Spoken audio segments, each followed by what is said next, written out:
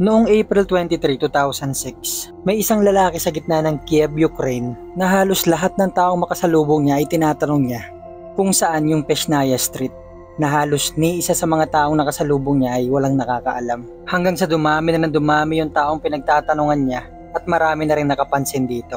Dumating na sa punto na halos pinapalibutan na siya ng mga tao sa lugar na yon. Hanggang sa yung ilan na nga sa mga tao dito ay tumawag na ng pulis. Dahil ang iniisip nila ay isa lang itong turista na naliligaw. Lingid sa kaalaman ng mga tao na to na yung lalaking iniisip nilang turistang naliligaw lang ay ang taong magpapaniwala sa mga pulis na rumisponde ng mga oras na yon na baka totoo nga talaga ang time travel.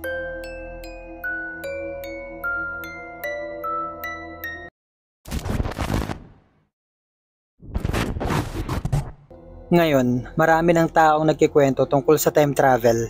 Marami nang ini-interview na kesyo galing sila sa gantong taon at galing sila sa ganitong panahon na wala namang sapat na basihan at walang sapat na ebidensya. Kaya't marami sa mga tao ngayon ay hindi na naniniwala sa mga kwento na to. At alam kong ganun din kayo. Pero subukan nyo lang pakinggan at sundan yung kwento na to at kayo nang bahalang humusga na kung totoo ba to o hindi ayon sa mga ebidensyang nasa video na to. Simulan na natin ang kwento. Si Officer Onopenko ang isa sa mga pulis na rumisponde dahil may lalaki daw na nanggugulo sa isa sa mga plasang nasasakupan nila. Agad naman siyang pumunta kasama yung partner niya at doon ay natagpuan nila ang isang lalaking pinalilibutan ng ilang mga tao para itong pagod na pagod, balisa at hindi alam yung gagawin. Kaya naman kinausap na nila ito at tinanong kung ano nangyayari, anong problema at anong maitutulong nila. Pero tinanong lang din sila nito kung nasaan yung Pesnaya Street. Na kahit silang matagal na sa serbisyo sa lugar na yon ay hindi alam kung saan yung street na yon. Alam naman ng lalaki na to na nasa Kiev, Ukraine siya. Kaya't kumuha na lang yung officer ng mapang meron sila sa sasakyan at pinaturo sa lalaki na to kung saan ba yung street na sinasabi niya. Isa sa napansin ng mga taong nandoon pati ng mga pulis ay yung kasuotan ng lalaki na to na hindi tumutugma sa modernong panahon. Kaya tinanong na nila yung pangalan nito at sinabi niya ang pangalan niya ay Sergey Ponomarenko. Nung tinuro na ni Sergey yung lugar kung saan siya nakatira dun sa mapang hawak niya, ay isa lang itong lugar na tambakan ng mga lupa. Kaya't pati siya ay naguguluhan kung ito ba yung tamang mapa ng Kiev, Ukraine dahil hindi niya makita yung pangalan ng lugar kung saan siya lumaki. At dahil napansin na rin ng mga pulis na dumadami na nga talaga yung mga taong nakapalibot sa kanila, ay niyaya na nila itong si Sergey na sumama sa kanila sa presinto. Sumama naman kaagad ito at pagdating nila sa presinto ay tinanong nila kung kailan siya pinanganak, saan siya pinanganak. Ang sabi niya ay pinanganak siya sa Pesnaya Street, Kiev, Ukraine noong 1932. Nagtinginan lang si Officer Onopenko pati nung kasamahan nila dahil alam nilang hindi ito pinanganak noong 1932. Dahil yung lalaking nasa harap nila ay parang 25 years old pa lang. Kung 1932 siya pinanganak, dapat nasa 70 plus years old na siya. Kaya tinanong ulit nila ito na wag na siya maglaro, kailan talaga siya pinanganak. Inulit lang nitong 1932 at inabot nito yung ID niya na meron siya. Dito nagsimulang magulo yung lahat. Dahil yung ID meron yung lalaki na to na nagpapakilalang Sergey Ponomarenko ay nakalagay ngang pinanganak siya noong 1932. Pero hindi pa dito natatapos lahat. Dahil yung ID meron siya ay inisyu ng Soviet Union na mahigit 15 taon na ang nakakalipas nung nabuwag ito noong 1991. Nung tinignang maigi ng mga pulis yung ID nito ay mukha naman itong siya talaga. Kaso nga lang hindi pa rin sila makapaniwala na pinanganak tong lalaki na to noong 1932. Kaya naman wala silang magawa kundi pa aminin ito na nanloloko lang siya, may mga dala siyang peking ID pero patuloy pa rin pinipilit ni Sergey na hindi siya nanloloko. Kaya't naisip ng mga pulis na baliw na tong lalaki na to. Kaya't naisip na lang nila itong utuin na may mabait na doktor na kakausap sa kanya. Ayaw niya sanang sumama dun sa mga pulis dahil ang sabi niya ay okay lang siya. Kaso ang pagpipilian niya lang ay sumama sa mga pulis papunta dun sa doktor o makulong siya dahil dun sa gulong ginawa niya sa plaza. Kaya naman napilitan siya sumama sa mga pulis at dinala siya sa pinakamalapit na psychiatric clinic doon sa presinto. Dito ay nakuhaan siya ng CCTV sa front desk ng clinic kung saan siya makikitang hindi siya mapakali at makikita ring hindi siya komportable. Dito ay nakausap niya si Dr. Pablo Kudrakov at nagtanong yung doktor kung okay lang ba siya, kung anong nararamdaman niya. Pero ang sagot naman nito ni Sergey ay gusto niya lang daw makauwi. Kaya tinanong ulit siya ng doktor na kung saan ba siya galing bago siya makarating dun sa plaza. Dinagdag pa ng doktor na kung 1932 ka pinanganak at 2006 na ngayon, dapat nasa 74 years old ka na.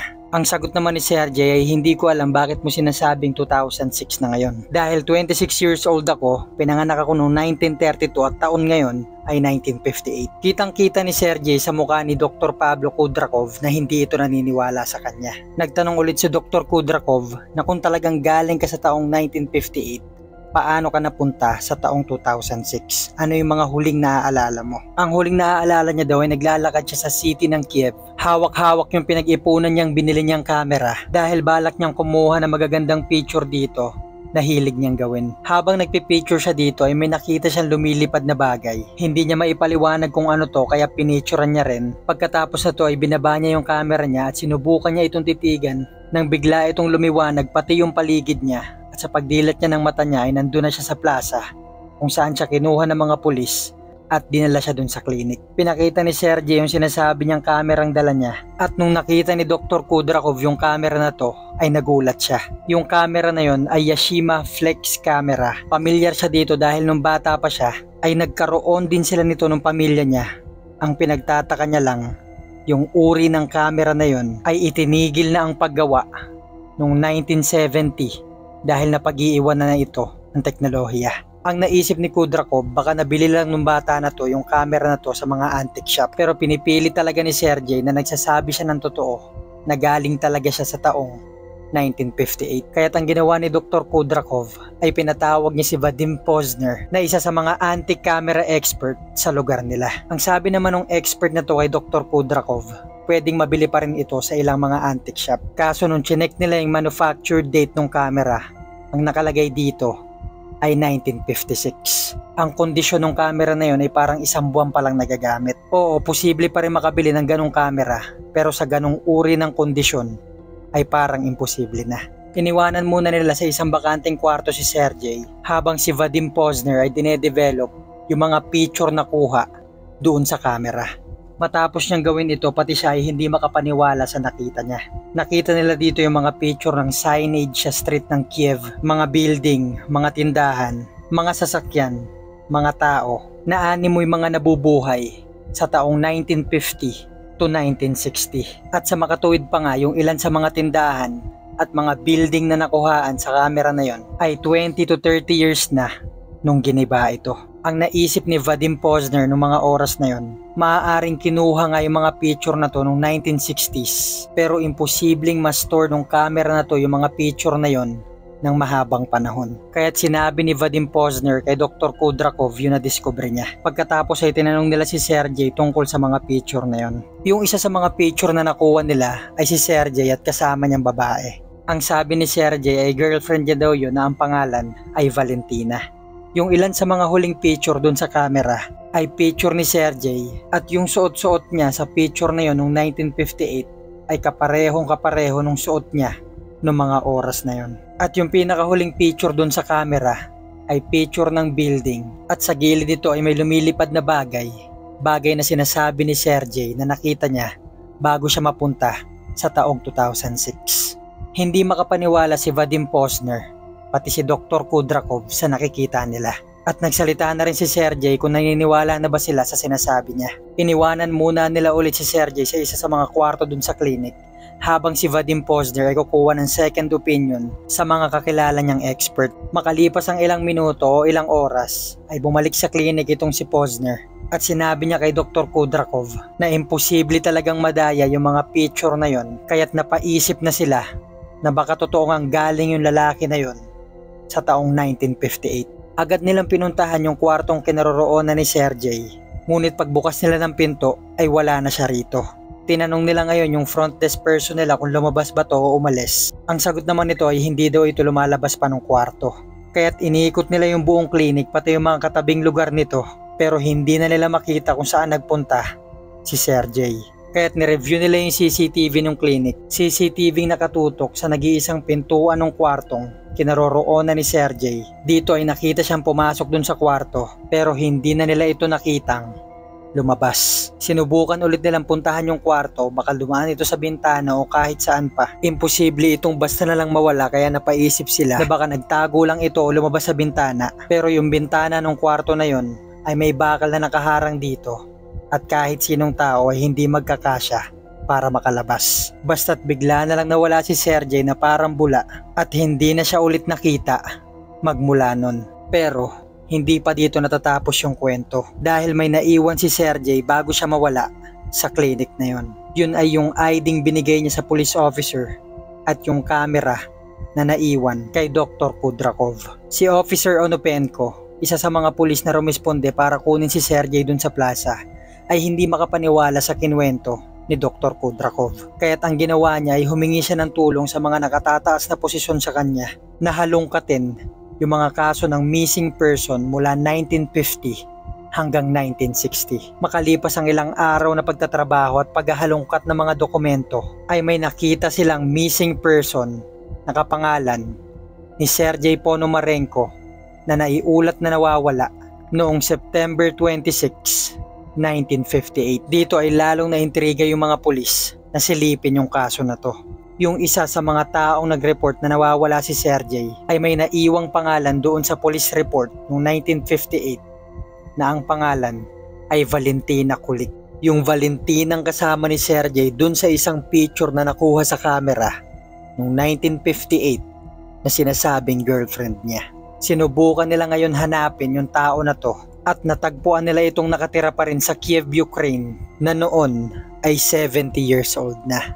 Pinakita ng mga pulis yung ID ni Sergey kay Valentina at gulat na gulat ito nung nakita niya. Sabi ni Valentina ay boyfriend niya si Sergey, ngunit nawala ito noong 1958. Pero makalipas ang ilang araw ay bumalik din ito, ngunit nawala din noong 1970s. Nagpadala pa ito ng picture kay Valentina.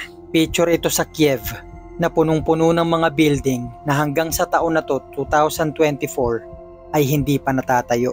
At may nakasulat sa likod ng picture na to. Sulat na mula galing kay Sergey, sinasabing taong 2050 yung picture na yon at babalik din siya kaagad para balikan si Valentina. Ngunit hanggang ngayon ay hindi pa nakababalik si Sergey Ponomarenko. Sobrang dami naging teorya sa kwento na to. Maraming nagsasabi na malaki ang kinalaman nung huling picture sa camera ni Sergey. Marami nagsasabi na UFO yun at sinubukan siyang kunin ng alien at aksidente siyang nadala sa ibang panahon.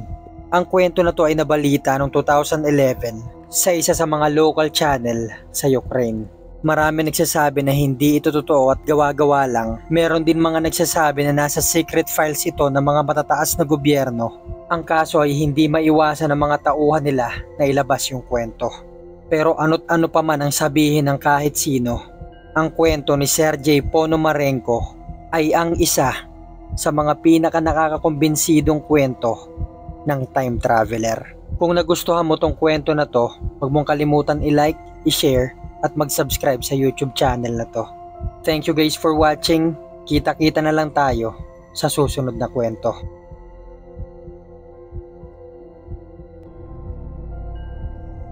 I remember he kept looking at my mobile phone, just staring at it. He didn't want to give me his code or his camera or any of his belongings. I knew he was going to be a difficult patient.